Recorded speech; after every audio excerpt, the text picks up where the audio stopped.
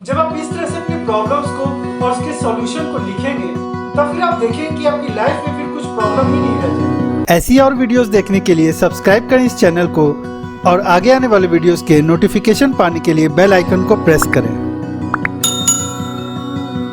दोस्तों, ऐसा बोला जाता है कि practice makes a man perfect but writing makes a man exact. Hello friends, I am Nishant Verma. और दोस्तों, अभी मैं जो कुछ भी आपको बताने जा रहा हूँ उसे बड़े ध्यान से सुनना और उस पर अमल करना। आप देखेंगे कि आपके जीवन में चमत्कारी रूप से परिवर्तन आ गया है। आप अपने गोल्स अचीव करने लगे हैं, आप एग्जाम में अच्छे नंबर लाने लगे हैं, आपकी डिसीजन मेकिंग स्किल्स बढ़ गई है और भी बहुत कुछ। अक्सर आपने सुना होगा कि लोग पढ़ने पर बहुत जोर देते हैं। दोस्तों, पढ़ते समय हम रिसीव करते हैं और लिखते समय हम एक्सप्रेस करते हैं। फ्रेंड्स, आपने जो कुछ भी पढ़ा है अगर आप उसको एक्सप्रेस नहीं कर पा रहे हैं तो आपके पढ़ने का कोई फायदा नहीं होता है। इसीलिए जितना जरूरी हमारे लिए किताब पढ़ना है उतना ही जरूरी हमारे लिए लिखना है। दोस्तों, ऐसा देखा गया है कि जो लोग अपने गोल्स को सिर्फ अपने दिमाग में रखते हैं उनके गोल्स पूरे होने की संभावना काफी घट जाती है, और दूसरी तरफ जो लोग अपने गोल्स को कागज पर लिखते हैं उनके गोल्स के पूरे होने की संभावना कई गुना अधिक बढ़ जाती है।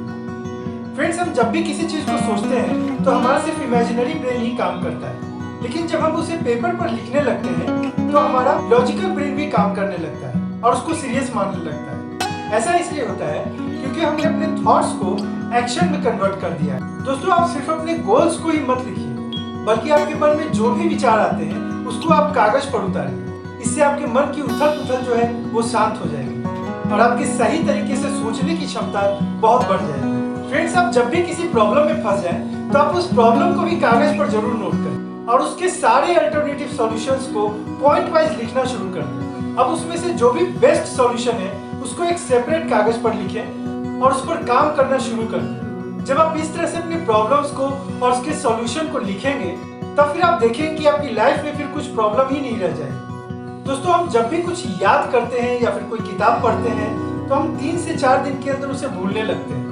आप जो कुछ भी पढ़ते हैं या फिर याद करते हैं, पढ़ने या याद करने के बाद आप उसे बिना देखे लिखने की कोशिश कीजिए। आप देखेंगे कि चीजें आपको चमत्कारिक रूप से याद होने लगी हैं और वो याद रहने भी लगी हैं। फ्रेंड्स, आप कितने भी घंटे पढ़ते हो, आप अपनी पढ़ाई का 25% हिस्सा सिर्फ लिखने में लगाएं। लिखने का मतलब ये नहीं है कि आप कुछ देख देख कर नोट कर रहे हैं, उस तरह से लिखने का कोई मतलब नहीं बनता है।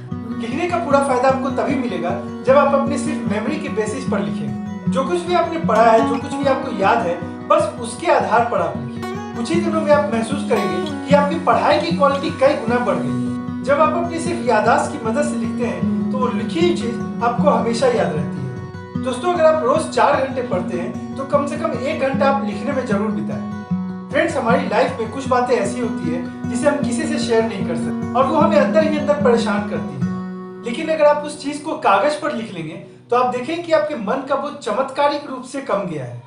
दोस्तों, आप रोज कम से कम आधे घंटे लिखने में जरूर बिताएं और अगर आप ये काम रोज सुबह के समय करते हैं तो आप देखें कि आपके अंदर एक नई ऊर्जा का संचार हो रहा है। फिर धीरे धीरे आप अपनी इस राइटिंग हैबिट को एंजॉय करने लगेंगे। फ्रेंड्स, इस वीडियो में इतना ही।